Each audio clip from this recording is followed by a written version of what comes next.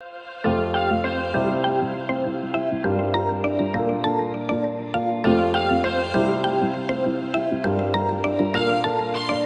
girls, welcome to WiP Support. Today we have with us a fascinating guest. His name is Anirban Bhattacharya. He's an author, TV producer of one of the longest running crime dramas, and he has dabbled in movies, and also he's a stand-up comedian. Now, welcome Anirban. Oh, welcome, welcome. We are hoping to learn from the entertainment's perspective on women, specifically the objectification of women in media. So, Anirban, today is going to be interesting discussion. But one of the first questions that I like to ask all people who feature on our episodes is, tell me about your journey. How did you venture into the world of television and now into being an author? Oh, it's a long journey. I was very fortunate to grow up in a school called Dr. Graham's Homes, which is in Kalimpong, at the foothills of the Kanchenjunga. And of course, fertile lands, fertile imagination. So by class 6, I knew I wanted to be in the media. And this was in 85. So I don't know how I got the idea, but I wanted to tell stories. And once I finished my college, then I went off to Delhi to study my mass comm. And then to Bombay, Mumbai then, of course. Yeah, Mumbai, it had already become Mumbai. Yeah. And then, so that's been my journey in as short, in a shorter space. But I was very clear that I wanted to tell stories. And the world of crime reporting, crime drama, this whole genre, it's very fascinating to a lot of people. Either people are very scared of it and avoid it totally because they find it very gory, or a lot of people are very fascinated with it. And considering you are a TV producer for one of the longest running very crime drama, tell me, who is your audience? And why do you think people are drawn to your show even in this day and age? So, crime shows, one would usually assume that it's the men who are watching, but you're wrong, because it's the women who are watching. Really? Yeah, and especially in the afternoon band, what happens is, like episodes of Savdhan India, for example, go back to back. So there's like 5 episodes back to back without a pause. So for the woman of the house, and this is, of course, pre-pandemic, the kid is in school, the husband's at work, she's had her lunch, she's cleaned the kitchen or whatever, the sasus and everybody's gone off to sleep. So that's me time, right, for the woman. So she sits down in front of the TV and she turns on a crime show like Savdhan India and watches it. And because of the nature of it being non-stop, she can't get off the bus. So she's stuck there. I have met housewives in Delhi and all of that who just come up to me and say, like, we binge watch your show. Sure. So one audience, of course, is the women and the housewives. They are the same ones who will watch daily soaps in the evening, but they will want their crime dose. The younger boys watch it on their devices late at night. Why they watch it is because of voyeurism. All of us are voyeurs, inside. We'd love to know, paas wale uncle ke ghar mein kya ho raha hai. We always think that way. And of course, bad things will always happen to others. It can never happen to me, So it's great pleasure sort of thing watching all of this drama unfold. But one of the other reasons is the seek, which is the learning. Yeah. I've had women who've come up to me and say, आपके episode देखने के बाद मैं अभी दरवाजे पे जो safety latch होता है, the chain, I always keep that on because that's something I learned from your show. Sure. So there is a bit of learning as well, but voyeurism is one of the primary factors as to why. It's good masala stories, Maybe you want to tell our people that how do you guys do the research for these things? Because I think when you say that it is really, you make fiction out of some of the real life dramas which happen, and where you get your entire, research material from, and the statistics about how many murders, how many crimes are happening. Some of these numbers really look real, right? Yeah, they are absolutely real. Because if we ever give out stats on air, it is ratified, and it's government figures and official figures like by NCRB, which is National Crime Research Bureau. They publish annual reports, so we refer to that as well. So what we show is very, very real. What we may add is maybe a scene or two of masala dialogues. Obviously, we don't know what they spoke beyond the point. So that is fictional. And if we are doing an investigative story like in Crime Patrol, we might add a red herring. We might create a red herring for the story, so that at least it hooks the viewers in.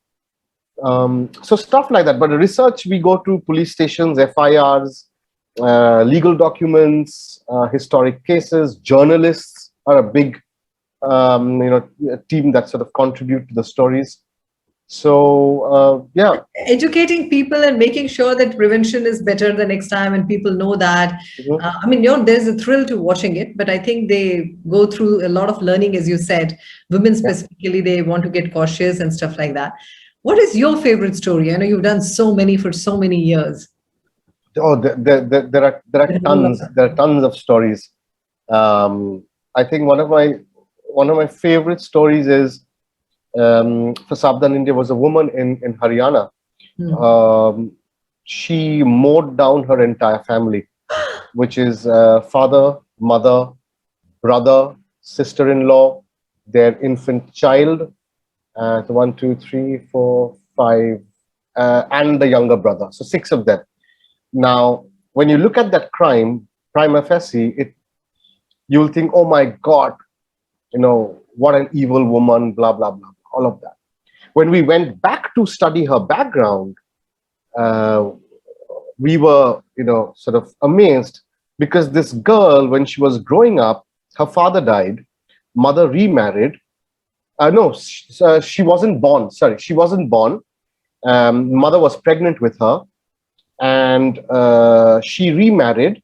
So when this kid was born, the second husband, or the stepfather, used to say that you are the daughter of the previous one, and obviously used to completely belittle her, thrash her, all of that, and then started preferring his own children over her.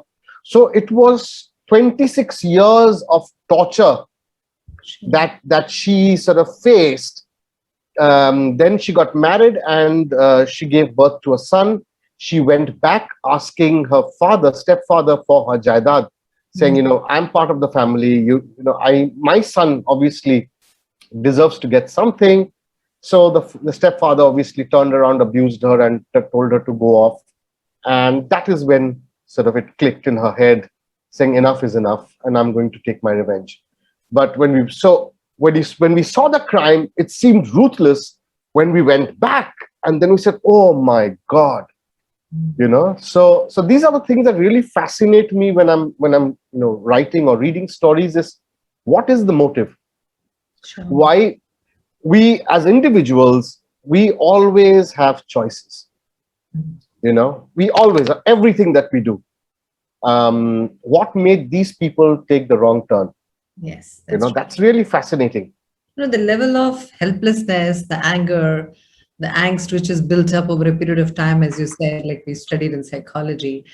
Really sometimes starts way back in childhood, and that's why perhaps a lot of us is a subject of a lot of thrillers and stuff like that. And of course there are other criminals who have nothing of that sort. Yes, and they're just purely greedy, or evil. or evil, or evil. And they will just kill for money or whatever, the serial killers in my book and all of that. And I don't usually fall back on this kind of a psychological background, because somehow I feel that it's almost like justifying what they're doing. It's like putting salve to the wound, saying, oh bechara, wo to pagal tha, kya karta, that kind of a thing. So there are serial killers and murderers and killers who, of course, they're not damaged goods, so to speak, and yet they do it. So maybe one question that I have to ask you is that in your serials or in your books that you research, are there any women serial killers? Oh, of course there are.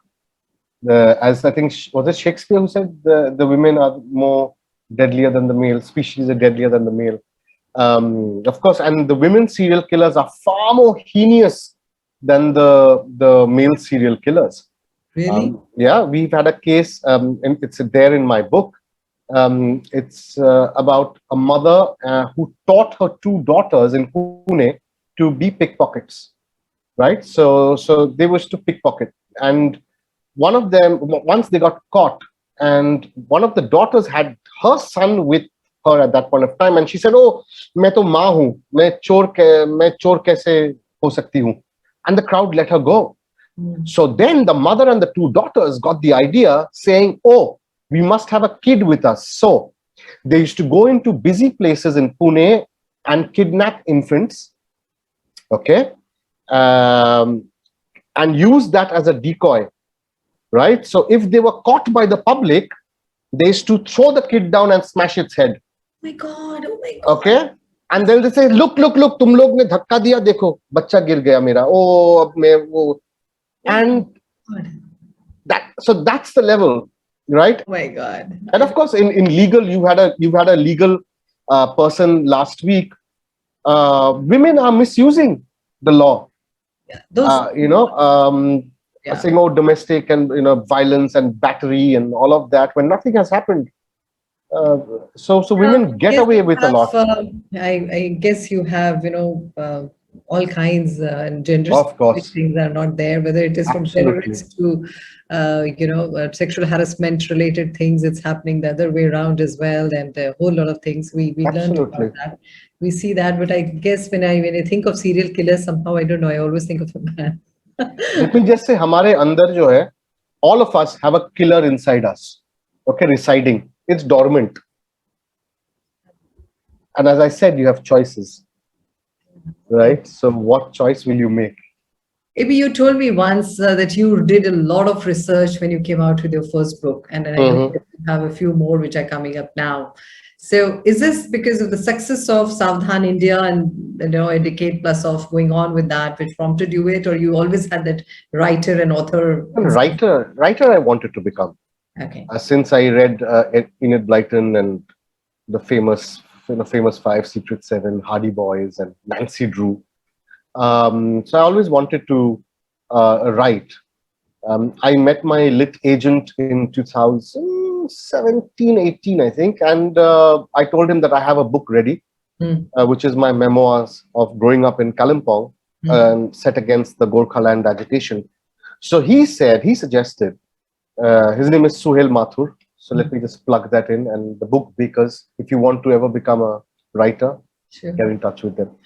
So he said, listen, you've been doing a very successful show. It's a landmark television show. It's about crime.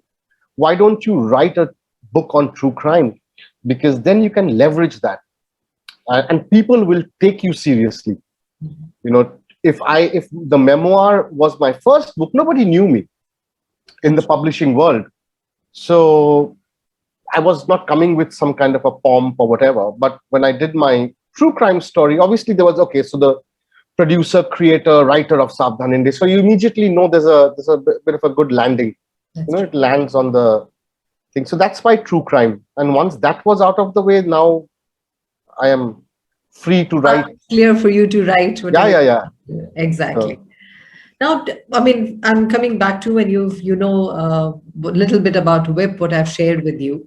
Bunch of exclusive community of very successful women. And I wanted to ask you, one of the times, every time when we have discussions about it, there is this whole thing about the male gaze when women are paid in media, and it is all about objectification of women.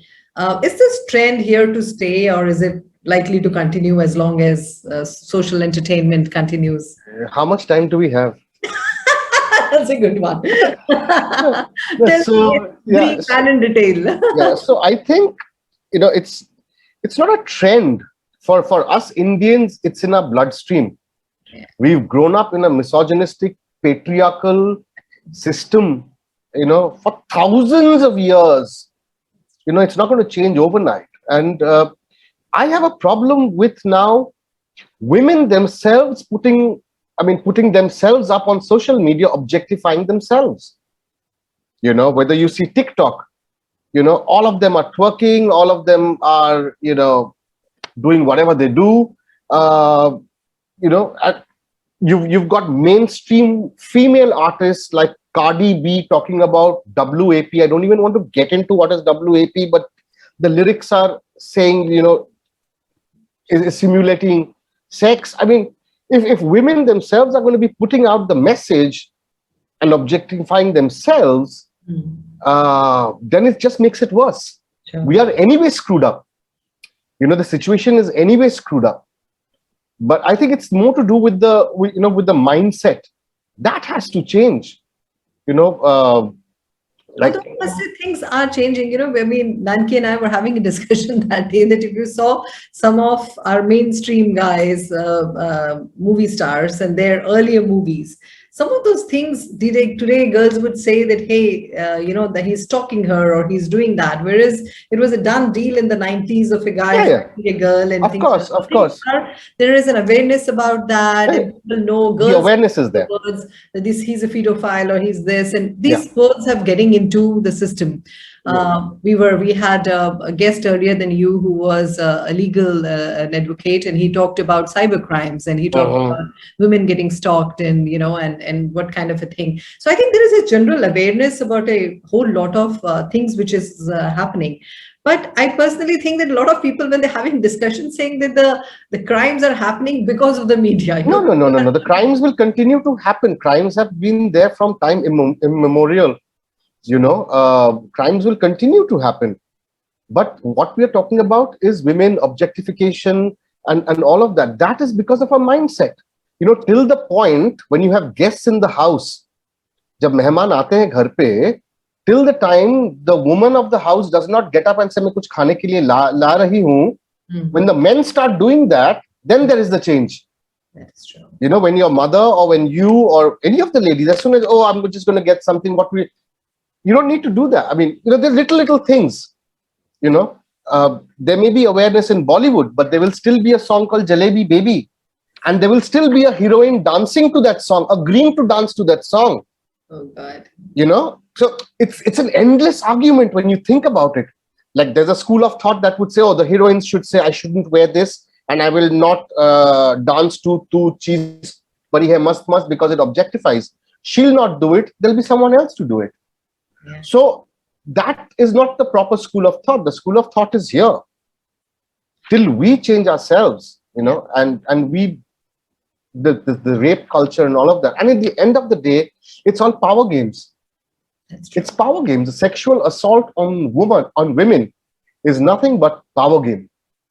It is the male, showing you who's the boss. Sure.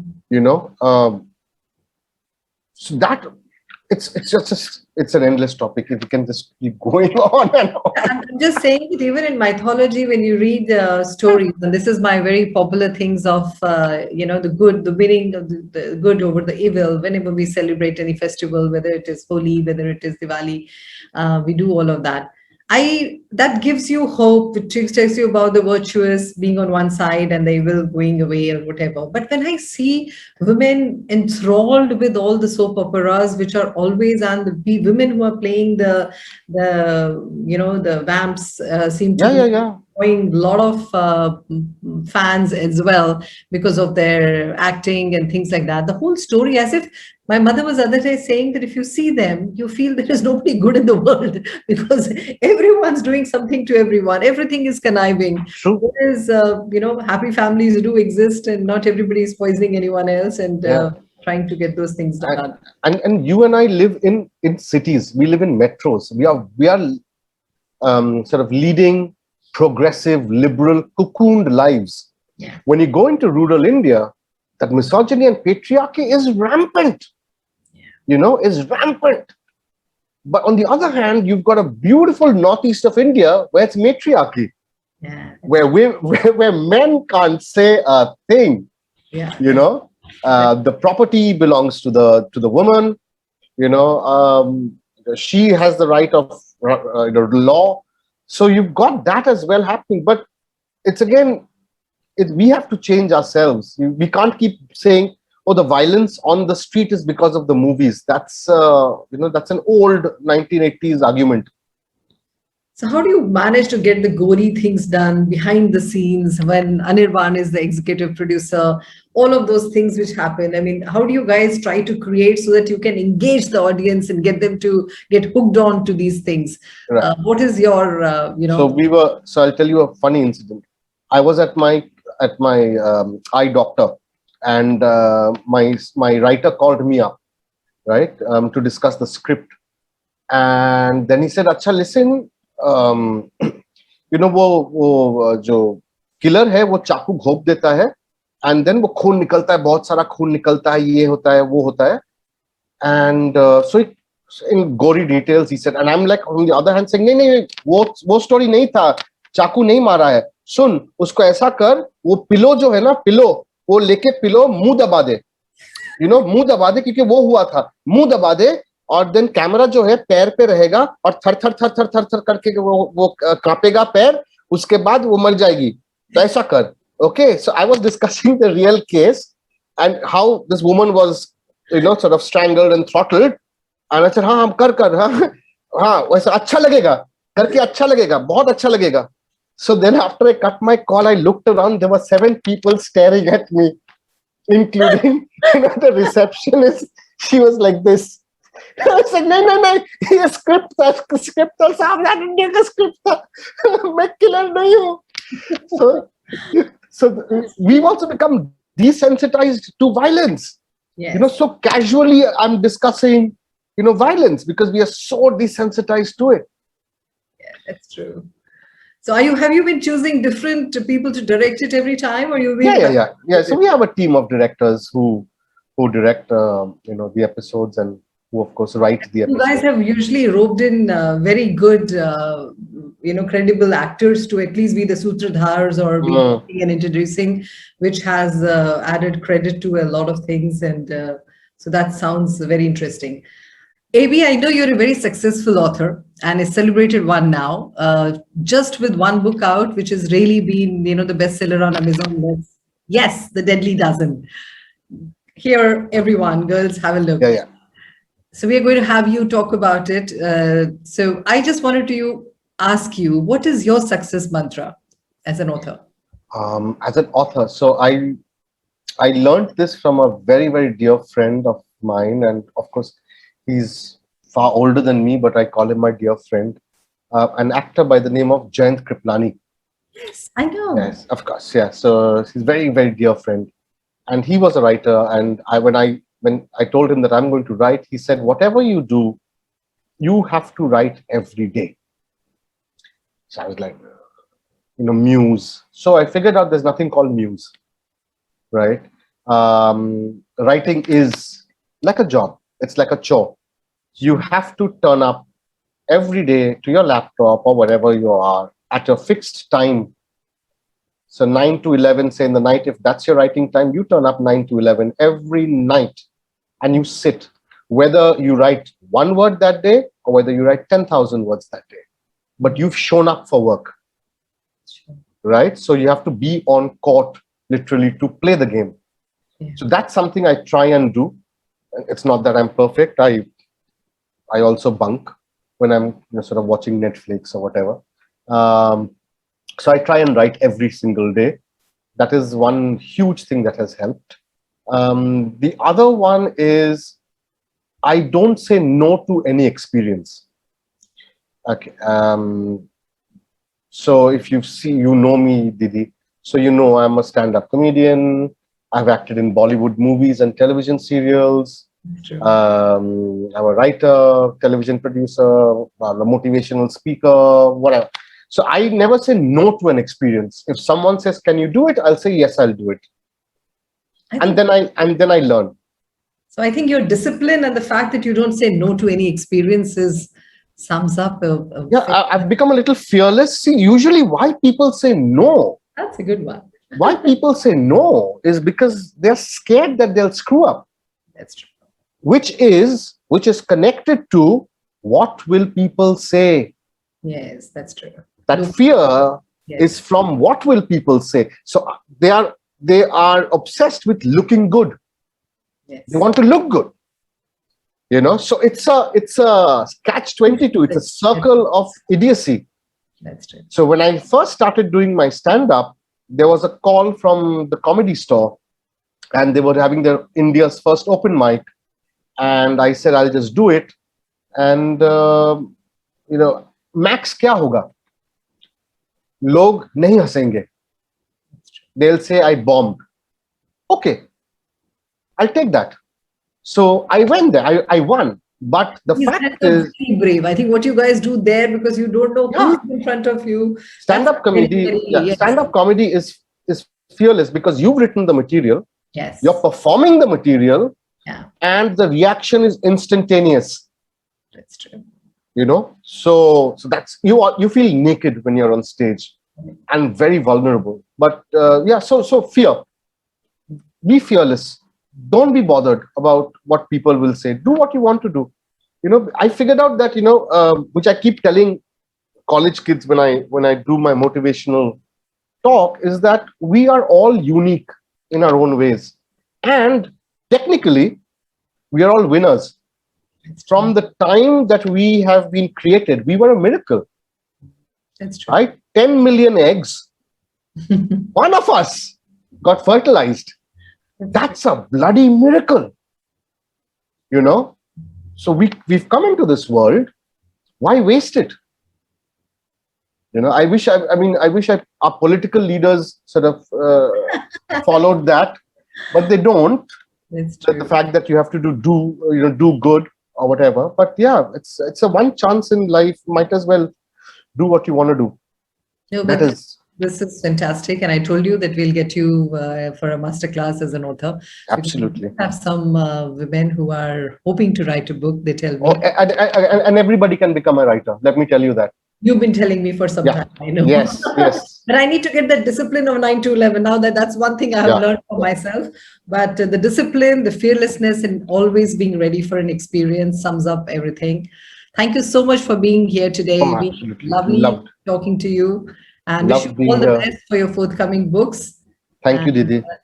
Really lovely to have you. Bye-bye. It was such a pleasure. Such a pleasure. Bye. Bye. Hi, my name is Anirban Bhattacharya, and I'm going to be on Women in Power on the 25th of August. I've been told that I'm the second man, only the second man to have made it to the platform. So I may not be Neil Armstrong, but I'm Buzz Aldrin, if that's what you can sort of get the reference. I'm a writer. I've written a book called The Deadly Dozen, India's Most Notorious Serial Killers. You must get it. It's available in 24 countries across Amazon, blah, blah, blah, all of that. It's available in 3 formats, audio, paperback, as well as Kindle. You can follow me on AB Stand-Up Comedy on YouTube, and you can follow me on Facebook. It's called Books by AB, A for Apple, B for Bombay. Books by AB. So you can follow me. I'm looking forward to being on Women in Power on 25th of August, and see you there.